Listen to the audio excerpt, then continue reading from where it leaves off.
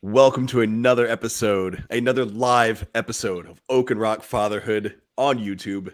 What is going on, everyone? I am Zachary Small, co-founder of Oak and Rock Followed. Oh my goodness, I meant to say joined by my good friend Anthony Miglierino, co-founder of Oak and Rock. How you doing, Anthony? I'm doing excellent, bro. How we doing? Doing well, man. It's been a busy day. I'm stumbling over my words. Fatherhood Reforged, aka Alec, special guest today. How are you doing, man? What time is it again for you? It is 1 a.m. I am doing good. Thank you very much. I like to point that out because I want people to recognize the effort you're putting in and the fact that you're making it a priority to show up for this at 1 a.m. coming from England. Is that where it is? Wales in the UK. Wales. Damn, Yep. I knew it was somewhere in there. You guys are all lumped Same- together. It's same it's thing. like New England, man. You know, Connecticut, Rhode Island, all that. It's like New All right. Jersey, New York. Same thing. Before we dive into today's topic, we're going to be addressing a lot of questions that were frequently asked, as well as a few things in the news. Before we get to that, let's see what's going on. So, Anthony, what's new with you? How you been since the last live session last Wednesday? Yeah, I've been good, man. I've no more sling. Been able to do a lot more things than I have been. Arm is healing. Shoulder feels good. So it's reassuring. Right. The first week was tough, but I was actually raking leaves yesterday and getting back to doing my fatherly duties. So I'm feeling good. It's good to see you bandage free. That wasn't the greatest accessory. Like, you know how like Nelly had like the band-aid under his eye? Like you had it like just hanging off your shoulder. It's like, how long before that thing's gone? Yeah, I can do that. We could rock it. I'm just saying. It could be your brand. Alec, what about you? Since let's say last Wednesday. I think last live session with you was 2 ago, maybe 3. How have you been? What's new? Yeah, I've been great. Obviously, had a nice peaceful Christmas. And reignited now to take the new year on. And got a couple things in development. So they should be hitting the ground soon. And I'm pumped for 2022. If you hit and maintain the momentum you brought into it, you're gonna have a solid year, man. And I want to dive right into that. So you shared a tweet. It said the masculine urge to make sure the house is secure every night. 40 retweets, 8 quote tweets, 545 likes. Why do you think that tweet hit? Is it because you went on the theme of the masculine urge, which is the thing, masculine urge, feminine urge? Or do you think it's because you said something that all men can relate to? Yeah. I think there's obviously that little bit, the masculine urge and the feminine urge tweets are quite popular at the moment. But I think that masculine, that actual masculine urge to make sure the house is secure every night, I think that's something every single man does, regardless of race, religion, creed, political affiliation. We all do it, and a lot of us do it subconsciously and don't even realize. That it is just built into us to do it, and it's just something I do every night, something I've always done. In fact, I've been working away every few days last year in December, and that's one of the things my wife would say while I'm away is I hate that you're not here to lock up, to check everything. It's you've always done it, and it's something that I really don't like doing, and it doesn't feel, even though I do it, doesn't feel safe when I do it. One of the things I hate about you working away, and just such an everyday mundane thing that I don't think, and I think a lot of people, I think the tweet helped a lot of people realize that they actually do it, or it's something their fathers did, or it's something their husbands currently do, and that nobody really connected. And then when you see it visually written down, everyone thinks, oh yeah, I think we all do that, or my husband does that, or my father used to do that every single night, but nobody ever connected the dots. And so I have to ask the question, though. In our age where everything is equal, and this is setting something up. I've got to ask the question. Here it comes, the doozy.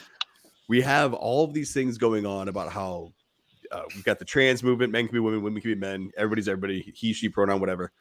But when certain things just really, when you strip all that away and it's time to actually do some work, something goes bump in the night. Have you, or even you, Anthony, have either of you ever sent your wife to go figure out what was happening outside, what knocked over the trash, who's knocking on the door in the middle of the night? Have either of you ever done that? Never. Let me think. No, definitely not. Anthony, you lived I in New will. York. I'm sure some things I went will bump in the night a few say. times. Listen, I will say I did. There was one night I had a man with a ski mask at my front door. Helicopters flying over the house. Um, we seen him on the Ring app. So, I wasn't pushing my wife out of bed to go see what happened, what was going on. I grabbed the 12 gauge and I was at the front door in 3 seconds. So, definitely not something she would want to be doing. So that was the setup, and here comes the spike. Why? Why do you think that is? Why do we get to play these reindeer games until shit hits the fan and it's time to do some real work? And all of a sudden, the things that were made very popular are thrown out the window. And the reason I'm asking is this is obviously leading to fatherhood. Fathers don't matter. Fathers don't matter. Fathers don't matter. A kid blows something up. A kid shoots up a school. A kid does something incredibly violent. Where is the dad? We can't play both. It's only when things get really bad that they turn. Where's the man? Where are the good men? Where are the strong men? Well, they've been told for so long they're not needed until something goes bump in the night, and then it's the man going to get it. Until something bad happens, then the father, where were you? And so I'm wondering, objectively speaking, and I got into a big, a tiff, if you will, on Twitter because I said, trans men are crushing women. We need to stop applauding it. And the guy said, well, what about, mental arenas? If you're not fighting, why are you comparing men to women? And all I did was ask him, how many grand masters are there in chess that are female? And he couldn't name any because there aren't any. And I said, well, why? There's no barrier to entry.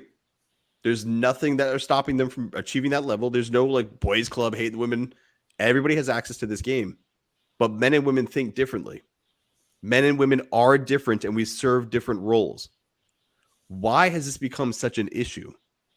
Why do you guys think, at least, this is such an issue here? And we got to keep this within, you've got 2 minutes on the clock to answer that question because we have other things to get to.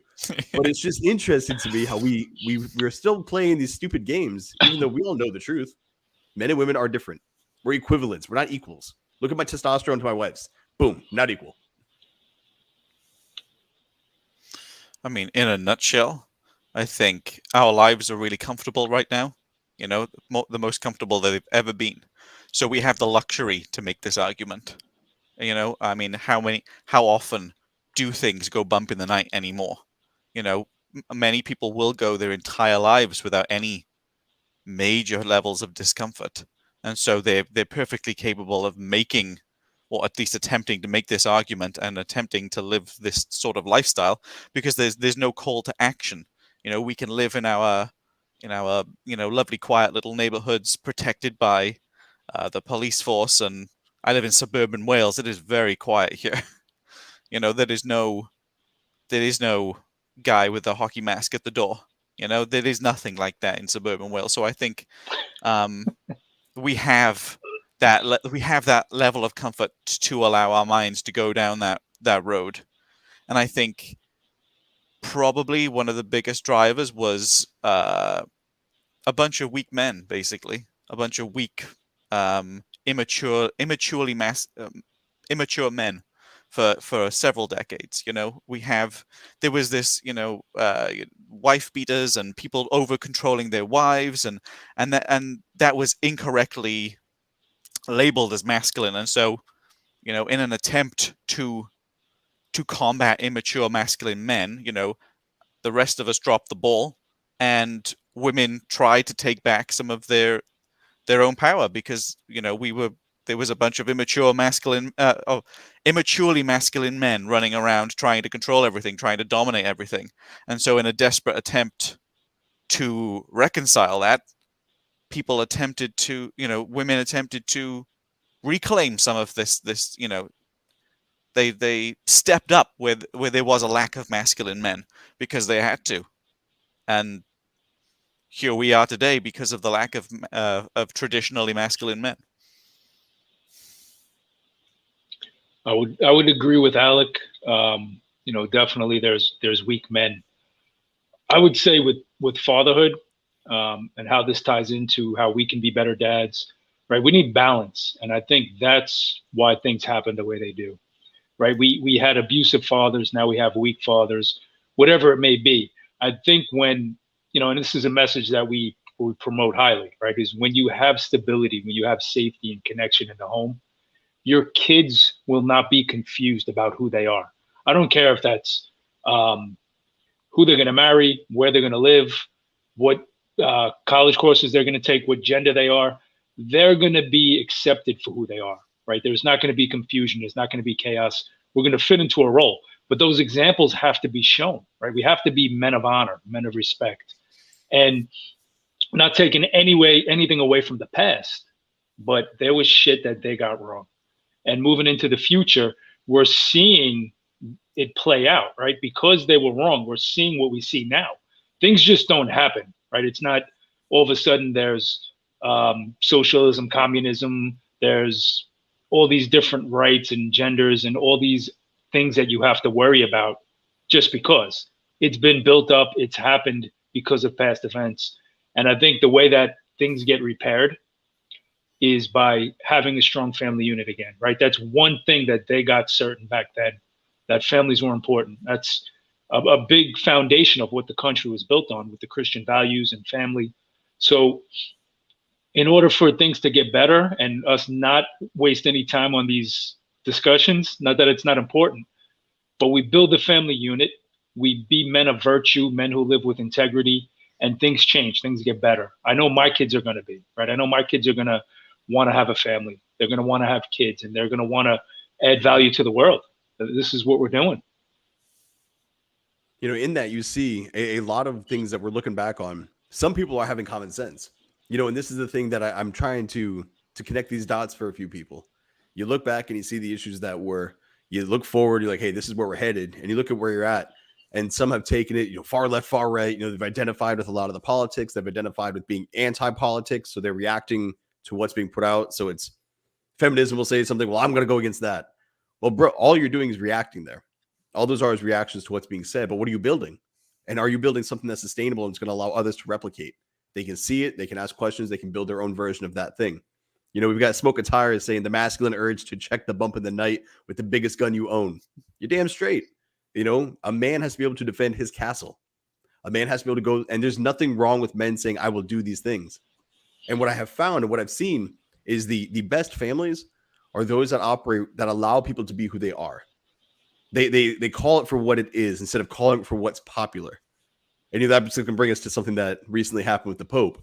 But to finish this line of thought, you know, when a wife allows a man to be the man, and she doesn't take shots at him when he's going to work out or wants to go shoot or hang out with the guys, you know, she's not like, oh, you got to go with the boys. Oh, you know, no, man, a wife's like, yeah, that's what you do.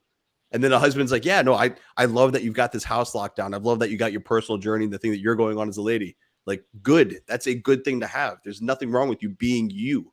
And the same thing with your kids. You don't push them to sports. You don't push them from sports. You just, where do they want to go? Cool. That's who you are. I'm supporting that. And you'll find, you know, my daughter naturally did more girly things. My son did naturally more boyish things.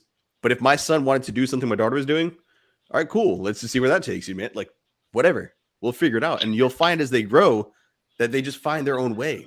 They're not trying to subscribe to something. So they're not the hyper masculine guy. They're just a man. And that's, we shouldn't have to spend, you're right, Anthony. We shouldn't have to spend the time saying this. Men should just be men. Let them just be men. Women, let them be women. And we would avoid a lot of the issues we have and we're seeing in our youth where they're confused as to what they're allowed to do or supposed to do. And things run amok that way. But going back to calling things for what they are, the Pope, I'm going to bring up this little article. It says Pope Francis this week, he criticized individuals who opt for having pets instead of children, saying that denial of fatherhood or motherhood diminishes us. What are your thoughts on fur babies, Alec? What are your thoughts on parenthood being lumped together with having a pet? And in that line of thought, why do you think some people are choosing a dog or a cat or a chinchilla over a son or daughter? Well, it's nothing short of ridiculous. Nothing short of ridiculous. And I think there's the evidence there to support what Anthony was just saying is that, well, we all have this natural urge for a family. We do. And we know that's the right path for us. We know that's how It's a purpose for a lot of us. We know that's how we can fulfill a great deal of purpose within ourselves. We know that's how we enact change, true change within society. We know that's the best way forward. But I think a lot of people they have that urge deep down, but they've lost the way to realize that. And there's a lot of effort right now within society. I've said it a couple times in the early days on Twitter as well, but I believe, at least if everyone continues on the path they're on and nothing changes at all, that the age of the family is dying and the age of the self is rising. And we are bombarded day in, day out with encouragement to be completely and utterly selfish, and how important completely and utterly the self is. And kids let's call them for what they are. Kids are a burden, and they're a sacrifice, and that's great, and that's one of the beauties of them. But people are missing that connection between the beauty and the goodness that is that sacrifice and burden that they press upon us. That you can utilize that to be better, to drive better, to enact change, to grow. And that's just a common theme throughout every decision a lot of people make. People are very scared of any form of sacrifice right now because they're completely consumed with themselves. And the fur babies then allows them to, in some messed up way in society, kind of semi-fulfill that desire to reproduce and have children, with a great deal less of the responsibility and sacrifice and burden that comes with it. Do you think that robs them of? Yeah, I know. I was gonna say, dude, like, do you think that robs them of the joy? I mean, that's got to be the counterpart. You don't have all the responsibility, but you don't get the joy of a child's eyes lighting up. Upon seeing mom. Because no matter how many times, no matter how long these people wait to have children, as soon as they do, you can guarantee. I would confidently say 99.9% people will say, yeah, do you know what? I really wish actually I had them earlier, because I'd much rather more time with my kids than whatever I did between, I'd much rather have had my kids at 35 than 40 than all the things I did between 35 and 40. I'd much rather have that 5 extra years with my kids. As soon as people actually take the step and they do have children, they realize how much of an immeasurable joy they bring to your life. Well, it's like anything in life, right? If you work hard at it and you become responsible, you reap the benefits. Same thing with our kids, right? If and the whole fur baby thing, I would say, it's easy to have pets, right? They're a lot easier to take care of than children. Your dog will love you no matter what, right? You can beat it, you can starve it, it still needs you, and it can't think like a human. You can use carrot and stick punishments, rewards. It's how you control a dog, right? You can threaten dogs, but they don't understand, so they're going to still love you. Having a child is difficult, right? Raising kids to grow up to be healthy and functioning in the world is an extremely difficult task. And going back before what we were talking about with fathers, man, think about how different the world would be if there was actually present and hardworking fathers in the home, right? Being good dads, learning how to be better. The world would be completely different. And there's actually a lot of parents who struggle with maintaining frame in the home, right? With not getting emotionally outburst, with not getting upset and angry and abusive, physically and mentally. So when I see things like people are treating their dogs like babies or like kids, they're not mature enough, right? They were raised in a dysfunctional household. They know that they're going through pain, that they were treated like shit. So why are they going to raise kids? Why are they going to bring kids into this world? I hear that all the time. I don't want to have kids. This world sucks, right? Why would I do that? And I tell everybody the exact opposite, man. Have kids, bring kids into the world. If you're a good father, you build a beautiful family, your kids are going to add value to the world, right? They're going to go out and they're not going to see the world as dark and scary. They're going to see it as, hey, how can I go get some shit done? How can I add value? How can I help people? How can I be a part of this beautiful thing that we get to experience for one lifetime. So, being a dad is tough. That's all I got to say, but it's well worth it. I mean, even when Yeah. it comes to fatherhood, go ahead, Alec. I was just going to say, I think that's part of the problem as well. It is tough. It is the toughest job we will ever do. And I think a lot of people, as I said earlier, very comfortable and they don't want to do tough things. And obviously, when you have kids as well, you expose a lot within yourself. You have to, you find a lot out about yourself, and you have to address a lot within yourself. And people just aren't up to that at the moment. Well, we are. When you have Most a kid, people are. You put yourself in a precarious position, though.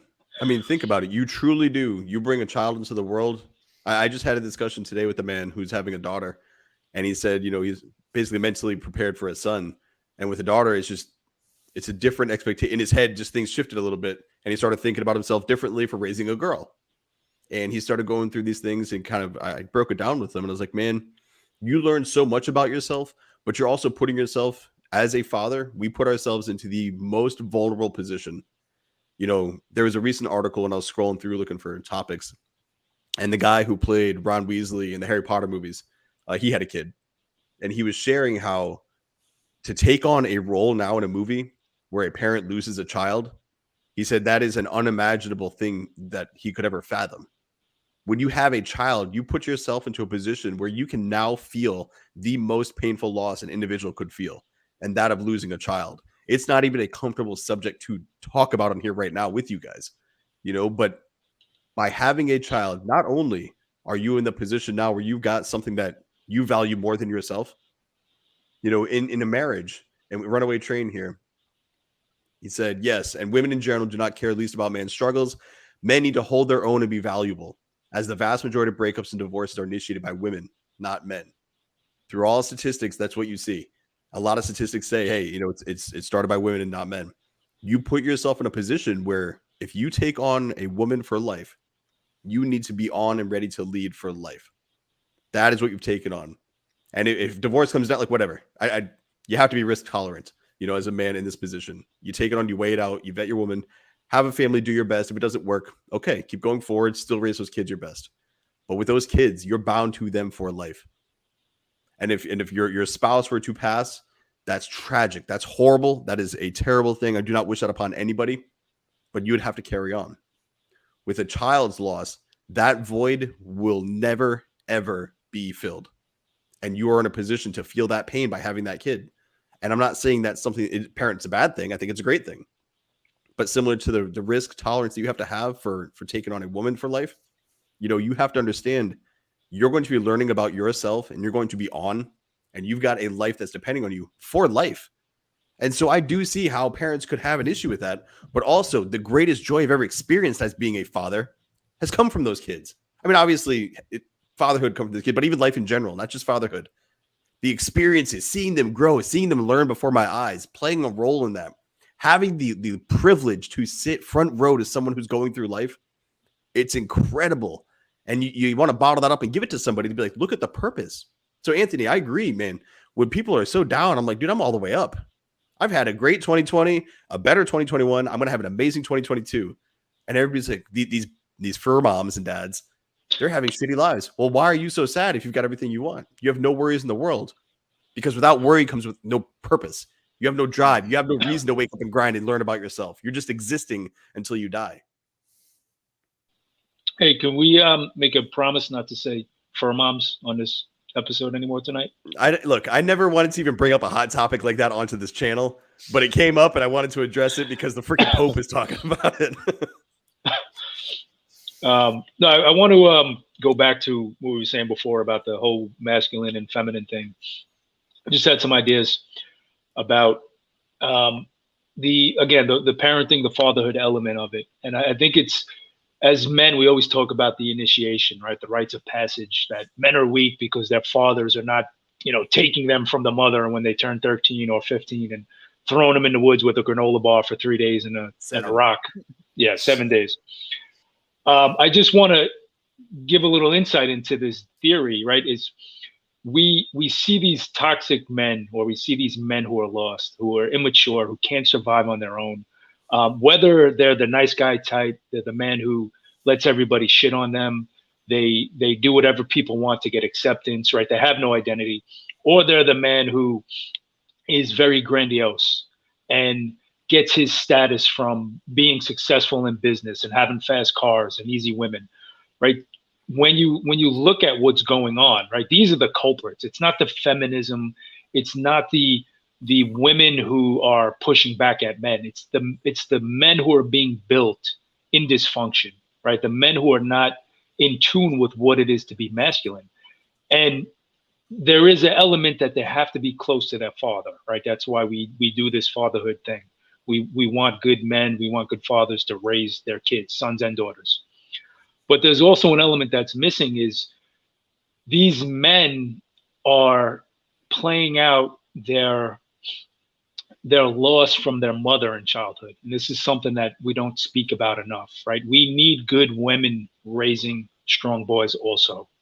When your boy is young, they need that love and that unconditional love, that affection, the kindness, the nurturing, the comfort from the mother, because the mother can hand them off to the father, but if those boys are not ready, if they're not emotionally developed and they don't know how to treat women, right, because their father was an asshole to the mother, or he was a nice guy, or he was abusive, they're going to have a really tough time adapting and creating these families that we talk about. They might be able to go out and be masculine, but they're not going to know how to settle down, how to treat a woman, how to have kids, and how to raise them properly, because there's a lot of unhealed shit that's being passed down. And I think that's a big part of what we see in the world now. All this dysfunction, all this just, I don't want to say mental illness, but all this adherence to being crazy and chaotic and fearful and weak. I'm gonna let you go on that one, Alec.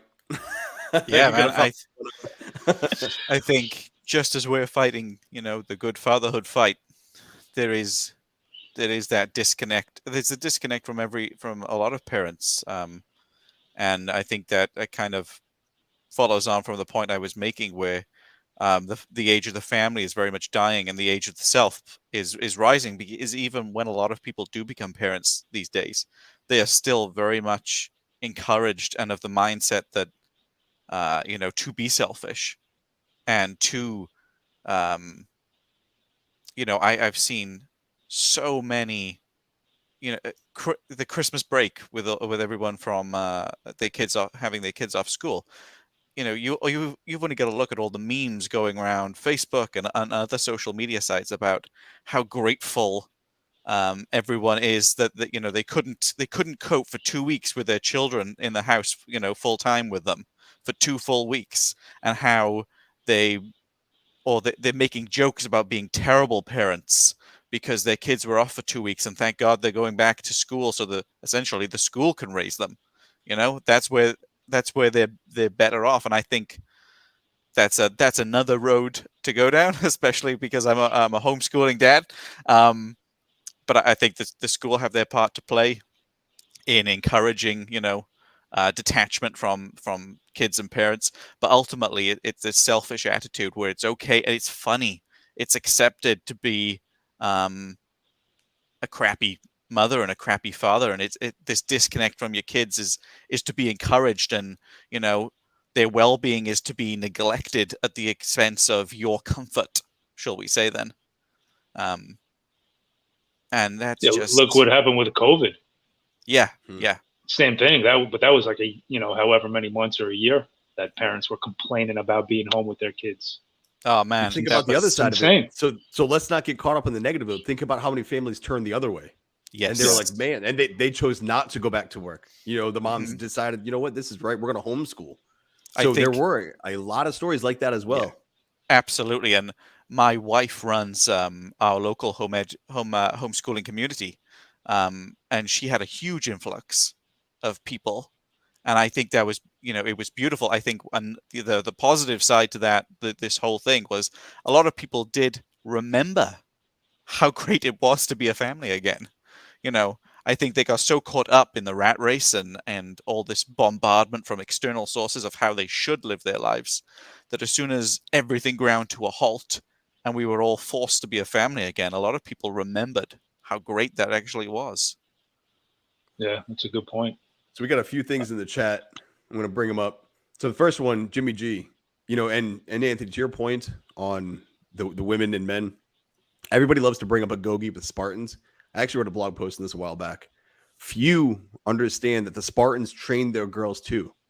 They just went to a different type of school. I don't know if it's called a Gogi, but those girls, they learned, it was a lot of gymnastics. It was a lot of like sewing, house taking, cooking, things like that. How to go to the field, what to find, how to treat wounds, things like that. Those girls went to not as physically rigorous, but a rigorous schooling too. And nobody talks about that. Oh, the Spartan men. Bro, did you see the queen? Did you see the other women that were like married to these Spartans? These chicks, they were not soft. They were hard too. And to Jimmy G's point on that, he said, women face inwards towards the home. They bring beauty and delight. Men face outwards towards the world. We are the sword and shield. I say shield and spear, sword and shield. It doesn't. Burrito Barado. Same thing. So when you're sitting there and looking at that, what a Jimmy's shame got it right. I think he does too. He's an FW man. These guys, they know what's going on.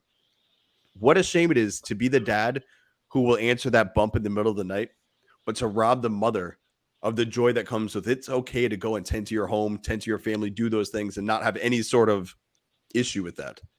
My home, it changes with the seasons. Literally, we went through Christmas. That's gone. There is a winter wonderland. And if you go through my hallway right now, you're going to walk by a bunch of hearts and little decorations.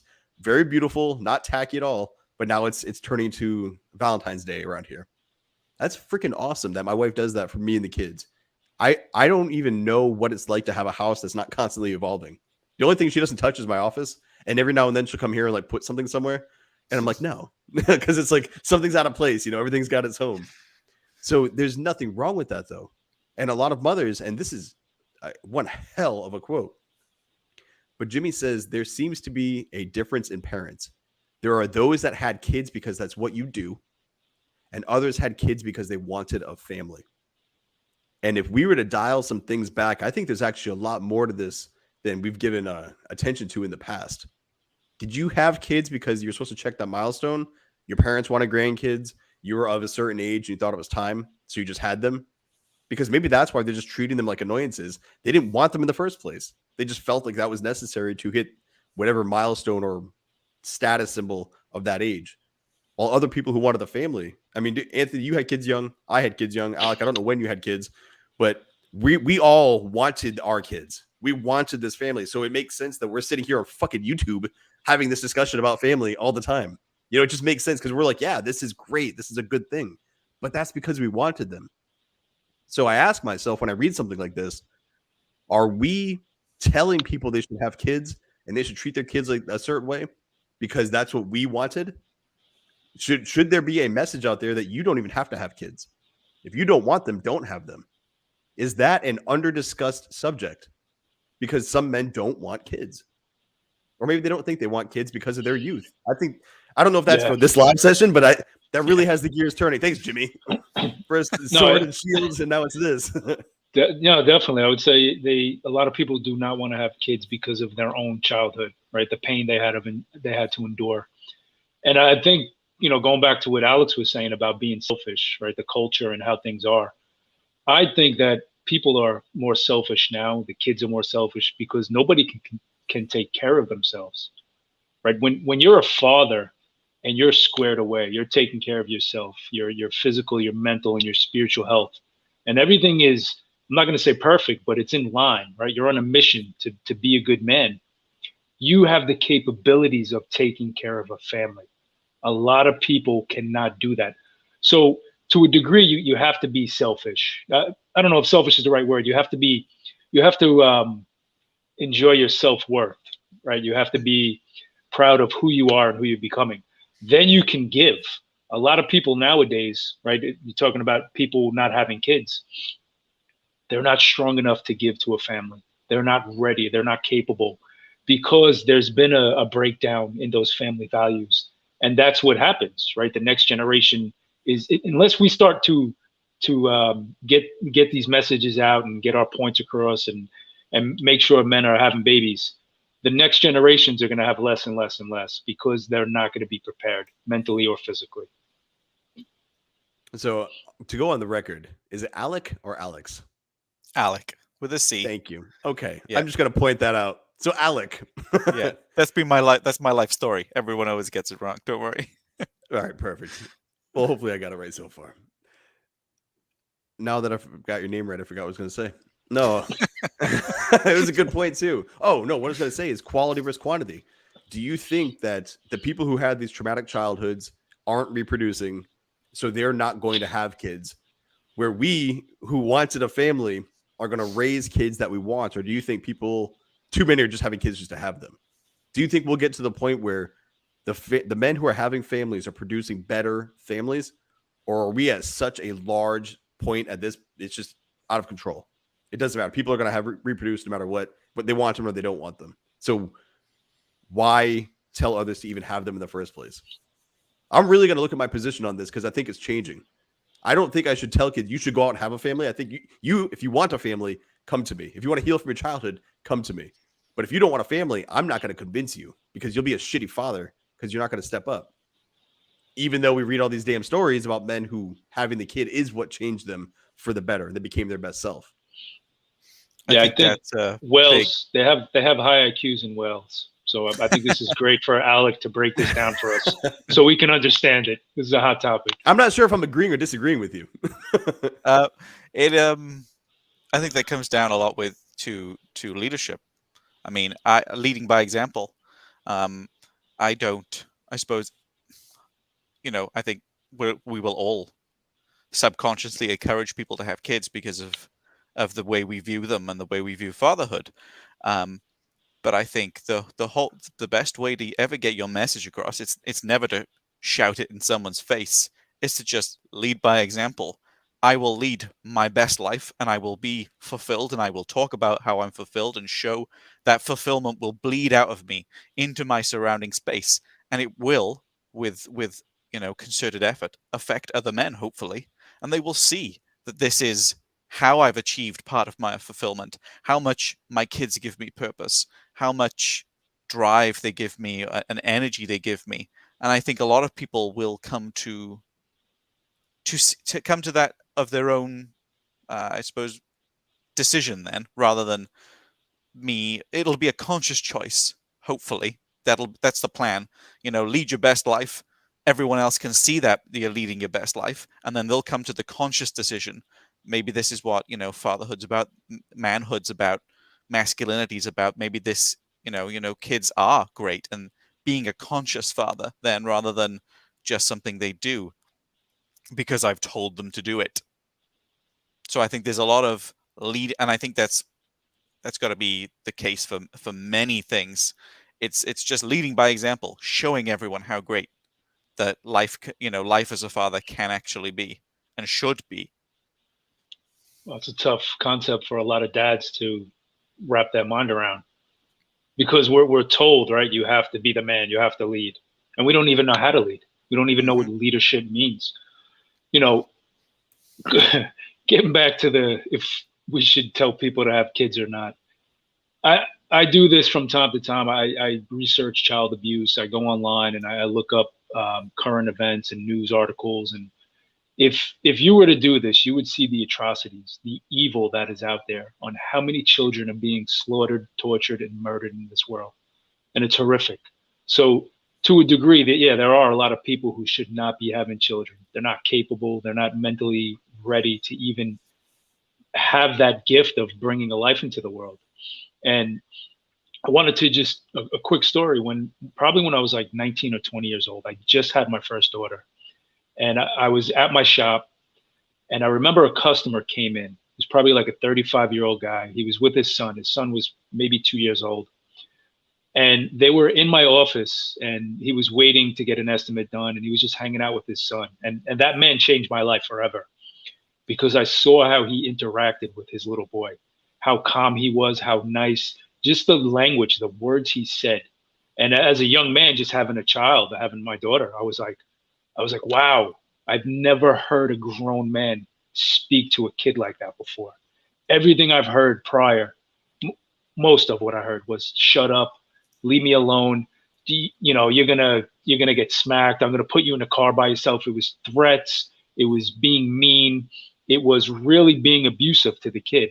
And just being around that dude for 5 minutes changed my life, right? A light bulb went off, and I was like, this is the kind of dad I want to be, right? This is how I want to treat my kids. And that was, to me, that was strength. What I saw in that man, he was one of the strongest dudes I've ever seen, just for how he treated his 2-year-old son. You know, and that call to rise to that level and to master that patience, to master yourself, to regulate all emotions and what is released, what you choose to allow to be released. You know, that you cannot find that elsewhere. There's no like pretend fatherhood. It's the one thing where you commit to it for life without a test run. Having a nephew you can give back is not having a son. You know, having a niece that you can just, oh, hey, she went to the bathroom, or oh, hey, you know, she's cranky or something. You guys take her. That's not having a daughter. You know, you don't really get to know whether you even want to be a father until you've had the kid and you decide, oh, this is amazing. You know, this is really inspiring. Like, oh shit, I don't know what I'm doing, or I don't like this at all. And you know, there's such a taboo around it that I think there are a lot of men who can't even admit it. They wouldn't even say like, I don't like this. I don't want to do this. And that's unfortunate. And you know what? Honestly, I don't give a shit. Suck it up. You brought the life into the world. You made the decision. Like, I don't have any sympathy for you. You know, just do your job and just, you don't need to tell anybody. But I think there are times and there are places where if it had to come out, you know, I think there would be more guys if they could say it without it coming back to them or their children or anything like that. They'd be like, look, I'm over my head. I don't know what the fuck I'm doing. I don't know if I even wanted to do this. And it's hard. And to those men, that's okay to feel that. You've committed. You know, sometimes you take on something that is more than you thought it would be. You have to rise to that occasion. You have it in you to do it. You may not like it, but find a way to like it. Find a way to come to it. Find a way to find yourself in it. Find a way to make it a journey. Find a way to get to meet your kid on their level. And instead of thinking about what's going on in your head, see what's going on in their world. And that might help. You know, to Marcel Spadoni, 100%, anyone who I've ever known who has said they don't want kids, it's always been confessed it's because they don't want to repeat the cycle of their own childhood dysfunction. That is a common thing. I know you've seen it, Anthony. I've seen it. Alec, I'm sure you've seen it. I don't want kids because I don't want to break the cycle. I don't want them to be raised how I was raised. And every one of us has improved upon how we were raised. The cycle doesn't have to be, your fear there is what's keeping you back. And so the fear of having the child, of replicating the cycle, I guarantee that fear finds its way in the way you invest, the way you commit to relationships with women, the way that you commit to relationships with other men. You're afraid of being hurt. You're afraid of being let down. You're afraid of all the things that parents did, which is why Oak and Rock Fatherhood exists, to help break that cycle. That's why we're doing this. So you don't have to say, I'm not going to make any choices in my life because my childhood was so fucked up. You're like, no, I can heal from this. I can face this. What I went through was not normal.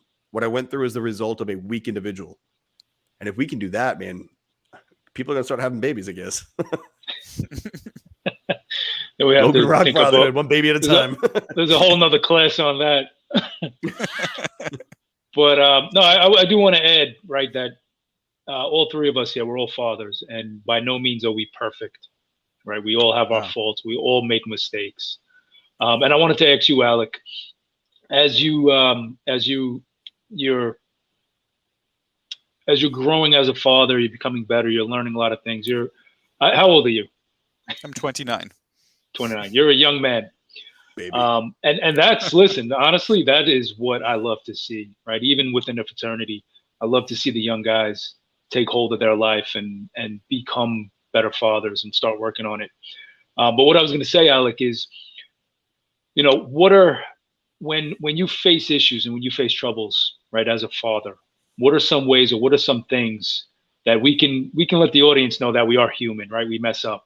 But how do you handle those situations, right? Whether it's getting your child to go to sleep on time or to get up and go to the bus, early in the morning, brush their teeth, eat dinner. What are some ways that you combat the stress and the frustration to remain calm and make sure that you're staying on path and you're focused as a father? I think, yeah. Just go ahead. Easy question. Easy question. We're going to sit here and watch you. I think that's first, it's a great point to always make. None of us are ever perfect. And I think a big part of fatherhood is knowing that you'll never be perfect, but striving every day to get closer to perfection. Knowing that you'll never hit that goal of being perfect, but still going at it every single day. And I think a lot of how you control or how you keep everything calm and smooth and running inside the home is directly related to how you treat yourself as a man. And I've learned a lot last year, sorry, about the importance of self-care as a guy, and working out, your health, your sleep, a brotherhood. I think a brotherhood is a big thing that a lot of men miss out on, and I think that's a massive part to helping men cope. You know, a lot of men suffer with no external, having no external outlet for these things, not being able to talk to other men about fatherhood and air these grievances and air these struggles and bounce off other men to improve. And so they're sort of stuck in this perpetual cycle. The guys they do know are immature boys, that all they're concerned about is when they can go, next go out drinking or next go out and, piss away their time. So I think a lot of men need to get over that hurdle that I did, and that was blaming my family for I suppose for not indulging in self-care, saying, "Oh, I don't have the time, I don't have the energy," or I'm not going to be selfish and take away this time from my family, and work on myself because my family need me. Whereas actually, in order to be your best self for your family, in order to keep yourself regulated, you do need to treat yourself and deal with yourself first in order to be able to deal with your family. And I think that's a big thing that a lot of people miss out on and also misinterpret, because a lot of dads will say, "Oh, I need this time for myself," and what they really mean is, "I need this time to go out with all my immature boyfriends and drink the weekend away, and that's going to make me a better father." Well, it's actually, no, that's not. That's a misinterpretation of self-care, because that's not self-care. That's just you wanting to neglect all responsibility for 2 days out of the week every week so you can go out and overindulge in immature pursuits. And I'm not saying there's anything wrong if you want to go out for beers with your friends. I'm just saying it's all about balance, and it's all about acknowledging what is actually self-care and what is just you being neglectful of your paternal responsibilities. Good answer. It's interesting as you go through these things and you look at the life we're in and the life other people are in. I don't ever try to project my lifestyle onto them, but I always do look at what are you improving? What are you creating? If you're a single dude and all you're doing is consuming and trying to keep up, that's the issue I have. I don't have an issue that you're not looking to get married or have kids. Like, cool, you live your life, but live a productive life. A masculine life is not chasing the next like on Twitter. Bro, you should be building something. The men of the past went on adventures, man. We have dudes in I won't say his name. We have a dude in FOE who was trying to find his way. He was a younger guy, not married, no kids, just him. And he's like, I don't know what my mission is, I don't know what my purpose is. The dude went to South America for a few months and just went on an adventure. He just went to learn about himself. He came back a fucking man. He came back and he still didn't have all the answers, but he knew who he was and what he was about. And he was going forward and learning that. And still, no wife or kids. And I don't knock that. Go ahead, have your girlfriends, do your thing, man. But he's building stuff in the process. He's doing these things. So as you're saying, Anthony and I, we've gone to some FOE events, and literally we're in the middle of the woods doing the craziest shit. That's not what makes us men, though. It's the conversations, it's the discussions, it's the focus on how to improve ourselves. And when we leave there and we come back home, we're happy. We're de-stressed. We're locked in. We're motivated and excited to just, hey, here's what I was doing, and here's what we're going to do next, and here are the plans that we have. How shitty is it for a dad to disappear for a weekend with the men to come back bitching about his life? Like, what was the point of you going on that event? What was the point of the drinking? What was the point of going out with those dudes if you're not coming back happier? You're supposed to recharge with them. And these guys, they'll go out and they drain themselves more. They come back tired, pissed off, annoyed, and like, don't talk to me. I got to go to bed. You've been fucking gone for 48 hours. What do you mean get off you? I got to go to bed. Like, it's insane, the cognitive dissonance you see play out. But again, that's one of the things, that's a hurdle that we're facing here, especially with a message like this. because there's a lot of things looking to feed you. Hey, consume this, consume this, consume this. Don't build anything yourself. Just take from us. We'll keep you along. We'll string you along. Feed off the system. Become part of the system. Join the system. Taxation is good. I knew it was coming. No, but that is, that's the whole point of it, Zach, right? If you're a man and you don't have that support and connection and everything going on in the home, right? You're not going to have it with your friends. You're not going to have a brotherhood that you can go out to and you can connect with them and be honest and be a man of integrity. You're not going to be able to go to your house and have your kids respect you and have your kids be happy when you come home. Because there's so, like Alec was saying, there's so many things that you have not worked on and you have not fixed. You're a big codependent pile of mush, right? That's trying to put on an image of who you are or what box you're supposed to fit into. So the more, I think, clarity, the more awareness that you bring to how important fathers are. If you don't want to have kids, don't have kids. But it is a pretty big part of why you're here on this planet, right? To procreate, to have children, to exist, to have a family, and to have a legacy. So the more men, I mean, we see it on Dad Twitter, right? We do our Tuesdays, and we do the Future Fathers on Saturday, every other Saturday. We're seeing guys come on.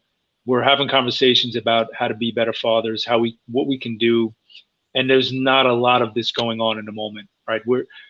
We're pretty much the pioneers in this. We're starting this out. This isn't like mainstream what we're talking about, and I think the more that you see it, the more things get repaired, the more the family unit gets repaired, and I say it all the time, right? Wait a generation or two, our kids, our grandkids, man, the world is going to be completely different than what we know it, for the good. Because we're making it so. Because we're putting in the reps, we're having these difficult discussions. I mean, it's not easy to come out and talk about a lot of. I mean, Anthony, you were talking about doing the research, seeing the numbers of kids that are going through some terrible, tragic things. And we did a video on pedophilia. We've done a video on people looking to take advantage of children, the signs, talking to your kids about it. These are not comfortable things, but these are the exact things that you should be seeing on all your mainstream media. You should be seeing different fathers from different organizations coming together. Why have we not seen a nationwide call out for fathers to institute the Fatherhood Initiative inside the school systems the way we saw? I can't think of the town right now, but where all those dads came together to break up the fights. Yeah, the Dad Squad. Why have we not seen that? The Dad Squad. Why have we not seen a national Dad Squad movement with funding at the national level? We've got money for everything in the fucking world, but we don't have money for fathers. We don't have money for initiative to support the family. We have money to build systems to get the families hooked on them, but we don't have money to build families up from the home out. That is the change we're looking to do. This isn't a YouTube channel with a call-in show. We're going to have high fives. There's much bigger places for us to go, but it starts here with the discussion of laying that foundation brick by brick, video by video. Alec, you woke up at 1 a.m. That is not lost in Anthony and I. It's the middle of the morning, and you say, guys, I'm up, I'll be there, because that's how important it is. It's a golden brick. Whenever you show up like this, in my head at least, when I look at like, hey, who are the men I've got to turn to, I'm going to rely on? The dude who shows up at 1 a.m, that dude's putting down golden bricks because you're making it a priority. I've been watching your tweets, and they're starting to get momentum. They're getting bigger and bigger. I love it. I love to see you grow. I love to see all the Dad Twitter guys grow. I love to see that because that means people are seeing you. They don't give a shit about what Anthony or I have to say because the way we're saying it isn't jiving. But the way you say it, because you speak fancy, people are all listening. They're all ears. They're all tuned in, and they're eating it up, man. And so we need that. Every solid unit, it has complementary skill sets. You make us fancy, but you say fatherhood things in an amazing way that people listen. And it's your angle that's better than my angle. I say, hey, answer what goes bump with the night. You say the masculine urge to make sure your house is secure. That hit. Why? Because, dude, you said it. And they saw it, and they're like, oh, it's perfectly timed. Imagine if we could have 10 more yous, 10 more of all of us, with Dad Twitter growing, but times 100. Dude, you can't help but be like, oh, yeah, being a dad is cool. Getting on here and being involved in a kid's life, that's the thing. That's the norm. That's what we should be doing. If we can get that trend to kick, dude, you're going to have dads fighting to be coaching their kids. Instead of being the guy who's brand new to a town showing up and jumping on the football thing to teach, there should be a line of dads that I've got to wait in line behind to get my crack at being an assistant coach. to work my way up to coach because everybody wants to do it. We just have to set that trend, man, and that's what we're doing. It's literally happening as we speak. Absolutely. No, completely agree. And I'm very grateful that I've identified my unique skill that I bring to to dad Twitter, being fanciness. No, you say some good shit, man. Yeah, I love the angle that you have on a lot of things because it's very unique to my own. Just due to your upbringing, due to your experiences, but that's how it works for all of us. You know, Anthony and I, well, that's what makes this work very well is we're coming to the same place from sort of a different angle, and that it's a complementary, 1-2 combo on the subject of fatherhood. And fathers are more than one. We on an island, we're kind of stuck. Like you can only do it your way because that's all you know. You bring another dad on, now you've got a team. Now, like, hey, how do we get the coconut off the tree? You're stuck in this island we're stuck on. You do this, I do this. You work together, you build something. Well, what worked for your family? Oh, this. Oh, I never even thought of that because I was raised never seeing that. I was never exposed to it. I didn't know that was a path I could take. But now we have 3 people. What about 300? Swapping notes inside all the fatherhood Zooms. 20 guys coming together, sitting, having this discussion. What happens when this catches and goes? Our kids, like Anthony was saying, and their kids, it's going to be an entirely different world for them. And I can't wait to see it play out. Absolutely. And I think one of the big things for me right now is knowing like how connected I am to other men, other fathers across the pond, basically, all across the world. That I think that's really helping with sort of the isolation a lot of people can feel, and I found, a really strong online brotherhood in dad Twitter and the other guys on there. And that helps me get through a lot, knowing that, I'm fighting my fight in this corner of the world and other people are fighting the same fight across the world. But because of dad Twitter, we've all managed to become interconnected, and our fights are we're no longer fending off our own little tiny patch of the world on our own. Well, think about how many dads right now feel like they're on an island. Yep. All they have to do is just find the way to use social media to connect. Use social media as a tool. Yeah. And that was me 6 months ago, but guys like you and Anthony, specifically you and Anthony and other guys on dad Twitter, just throwing out ropes all the time, hope we've discussed this on the dad Twitter spaces, people throwing out ropes. And that's what I'm hoping to do now, is to replicate that. And I found one of those ropes, and I managed to pull myself out of whatever malaise I was in, that 99% of other men are in. And I think it's just important to keep putting out those ropes, and every now and then another dad is going to find one and be able to pull himself out as well. What's interesting about this is how many men will watch you grow. They're at the same level. Just you grab the rope, man. Hey guys, I want to start talking about this too. And then as you take off and grow, like, oh, well, I wish I could. Bro, nothing is stopping you but you. I mean, you're literally doing it now. At one point, that was me. I'm just like, hey, like, I'm just going to start talking about family, and I don't know who's going to listen, but I want to have this talk. And then I meet guys like Anthony, all the gents in FOE. I come across all these dudes who are doing things. I'm like, I dig that. You're motivated and grinding. You see this the way I see this. Let's build something together. Let's bring all this together. And this is from across the globe. So we're talking different cultures of fatherhood. We're talking different customs that we're learning about. We've got a guy in New Zealand who's absolutely crushing it. I mean, the photos this man shares inspire the hell out of me. And he's all the way in New Zealand. He's talking like, hey, well, how can I improve my kids? And we talk back and forth. And I'm like, dude, I'm here in North Carolina talking to a man in New Zealand, and we're working with each other to improve our families. That's insane. I'm talking to a man in Wales right now. 1:00 in the morning for you. Like, what are you going to tell people that you see during the day? What did you do last night? Well, this morning I spoke to a bunch of dudes from North and South Carolina in America about being a great dad. Oh, and about fur bombs and dads and like all this shit in the Pope. What did you do last night? Like, I slept and had some beer. Like, it's just a different caliber of man, dude. And you're one of those men, Alec. Yeah, man, it's good to see. It's good to be a part of. And, it's like a generational impact too, right? Everything you're describing, Alec, your kids see you, right? They see what you're doing. They see that you have the courage to put your voice out there, to fight for something that's good. And, I see it in my kids. The more that I grow, the more I see them grow. The more that I face things that are hard to do, I see that they follow the same path. And you can't have it both ways, right? You can't look at your kid and say, "Oh, they're messed up. They're overweight. They're depressed. They're not healthy. They're miserable," and not think that it doesn't derive from you. But the flip side of that is when you start to see good things in your kids because you're making the change, you got to take credit for it, right? You got to be proud to be a father. And I think a lot of men miss that mark, taking pride in what they're doing and who they're becoming. And you can do it. You can operate in a masculine environment. You can operate in like a pro man world. Like right now, I don't know if you guys can see it.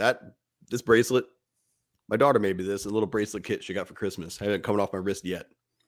I'm sitting here talking to you, gents, but on my wrist, I've got my Apple Watch and this purple, pink, yellow, and white thing because my daughter made it. Being a father in no way removes you from being able to have this discussion. At no point was, oh, you're a dad. It's okay that you're a little bit fatter, weaker, sadder, and less motivated. Absolutely not. The standard is exactly the same. If anything, it gets bumped up because now I expect you to be good with your kids too. I expect you to lead those kids, still be jacked, healthy, wealthy, connected, good with God, good with whatever it is you got going on there. All of that while leading your woman and your children and yourself. So the bar is even higher and the expectation's higher. And any man who's like, oh, you're playing it safe by having a family, it's literally the opposite. Yeah. That's a coping mechanism. That's projection there. You understand I'm doing more than you and it's harder than you, and I will say this, it's harder when you're doing it right. When you're spending the time, you're putting the energy in, that's when it's like, all right, I've got to manage my time better than the single man who doesn't. I've got to focus on ensuring I'm balanced things and the push and pull. I'm paying attention to it because you're going to push too much. You're going too hard. All right, we got to back off. All right, we're not doing enough. It's just a constant ebb and flow, and you can get that sweet spot. And you let it sit there for a while, and then it's just a little just forward or backwards to keep it going. It's easy once you're locked in. Yeah, but easy isn't simple. No, it's living with that almost perpetual intentionality. Everything you do has to be intentional. Even your rest has to be intentional.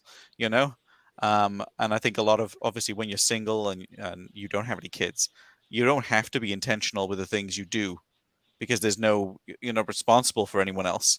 But as soon as you hit, like you said, as soon as you hit fatherhood and you have to add that extra, and marriage, and you have to lead your wife and you have to lead your kids, all the while continuing to be in shape, continuing to pursue self-care. You have to be intentional because as soon as you start becoming unintentional with how you spend your time, it all just slips away. Your health, your confidence, your kids, your marriage, it all just slips away. So even the rest needs to be intentional. And that's one of the things that we just touched on, going out drinking all weekend with your immature, friends. That's not intentional rest, That's not leaving you recharged to find the energy to hit everything else again 110%. Your rest is so important and needs to be intentional. It needs to leave you recharged and more productive than ever. I think he's hitting that. We've been on this call for too long, and it's really late by him, so he needs to get some rest. The headphones are kicking out. It's like, we're done, yeah. Uncle. All right, Alec, you're right. Intentional rest. So let's talk about some intentional rest. What would you like to leave the audience with before you go and get some rest, before you have to start your day?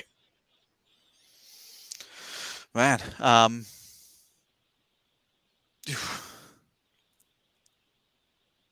this is where the fatigue kicks in. Yeah.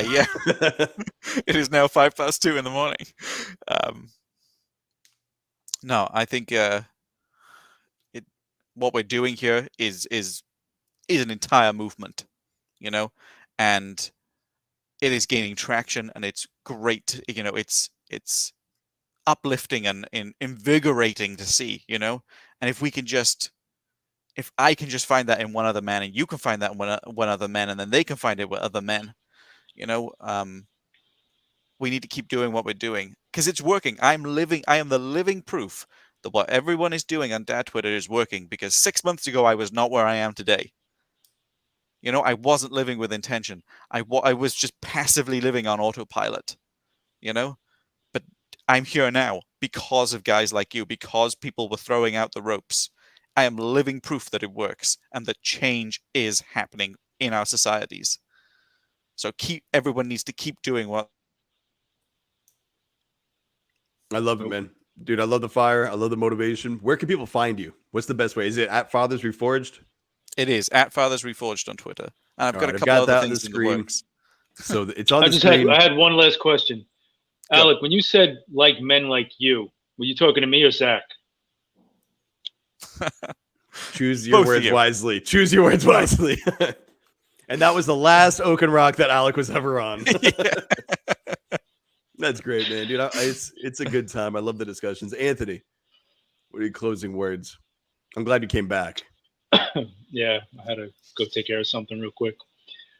Closing words, as always, man. Alec, it's great to talk to you, brother. I appreciate your time, and let's just keep continuing to pump this message, man. Strong fathers, strong families, strong children. Let's be good men, and let's continue to work on improving and building this community. I mean, it's perpetual growth. There's always a step further you can go. There's always the load that you can carry, but it is about the kids. You take care of yourself, you invest in you, but you're doing this work to connect because you know what you need. But this is Oaken Rock fatherhood. So this is not just what you need, but how can you bring this to the kids? How can we meet them? How can we give them what they need to not just survive, but thrive in this world? Sometimes that's getting down to their level and saying, hey, I see you. Giving them the respect you would give a man instead of looking down upon them as a child who doesn't know anything. Building them up to be their own men and women. Strong, confident, competent, capable, all of these things. That is our duty. That is what we're talking about on here. We build each other up, not just so we can be like, hey, dude, you're getting jacked. Hey, man, you're getting rich. Hey, dude, you're getting smart. No, that's great. I'll give him a pat in the back and attaboy, but what are you doing with that? By building that value in you and your fellow man, you have so much that you can give it to the kids. But when you're scarce, you have nothing to give because you have nothing inside you. So we got to build ourselves up as men so we can give that to the kids and invest them and build them up to where they can give it to their friends. They can give it back to you. And that's for a future episode is when your kids are building you up. They're helping you out. They're pushing you to go harder. And again, that's a whole other subject that we'll be diving into. But honestly, it's just that's why we're doing what we're doing. So don't just sit and listen. As always, make sure you apply the information we've discussed. Alec, thank you so much for your time. It's 2 a.m, dude. You're crushing it. We got time though to talk about that topic tonight. No. All right, Alec, you ready? Are you staying up till 4 a.m? Yeah. How long can we keep you? I've had in the corner. I've had a great power nap. No, that's awesome, man. So again, thank you for everybody who's tuned in. Make sure you like and subscribe and all that jazz. Share it to the world. We need to normalize the discussion on fatherhood. That's what we're looking to do. But Anthony and I can only talk about this so much. It's on you to take that word and spread it. So if it means anything to you, let people know. Let people know that fathers matter and the topic of fatherhood needs to be discussed and normalized.